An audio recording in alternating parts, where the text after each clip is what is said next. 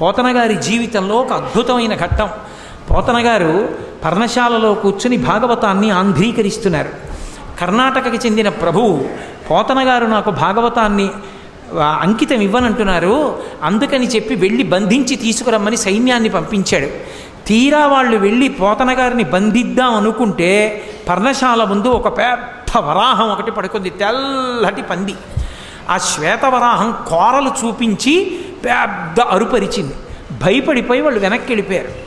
సైన్యాధిపతి వచ్చాడు, ఆయన కూడా వరాహాన్ని చూసి భయపడిపోయి వెళ్ళిపోయాడు. మహారాజే స్వయంగా వచ్చాడు. అసలు ఆ వరాహమూర్తిని చూసి హడిలిపోయి చేష్టలుడిగిపోయి ఉండిపోయారు. లోపల మహానుభావుడు పోతన గారు ఆయన్ని నిగ్రహించను, భాగవతం నాకు అంకితం ఇవ్వమని ఒక్కసారి దర్శనం చేసుకెళ్ళిపోవాలనుకున్నాడు. ఆయన అలా అనుకోగానే పడుకున్న వరాహం లేచి ఒళ్ళు విదల్చుకొని నడుచుకుంటూ వెళ్ళిపోయింది. ఈయన లోపలికి వెళ్ళాడు. రాజు తన పరివారంతో వెళ్ళి పోతన గారి దర్శనం చేసుకుని నమస్కరించి, అయ్యా నేను మీ పర్ణశాలలోకి వద్దాం అనుకున్నాను, బయట అంత పెద్ద వరాహం పరుకుని అరుస్తోంది, ఆ అరుపు మీకు వినపడలేదా, మీరు ఎలా ఆంధ్రీకరిస్తున్నారన్నారు.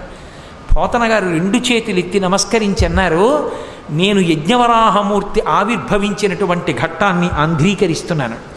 మీరు బహుశः భాగవతాన్ని బలవంతంగా పుచ్చుకోవాలని వచ్చారు. ఆ యజ్ఞవరాహమూర్తియే నా పర్ణశాల బయట పడుకుని నన్ను రక్షించారన్నారు.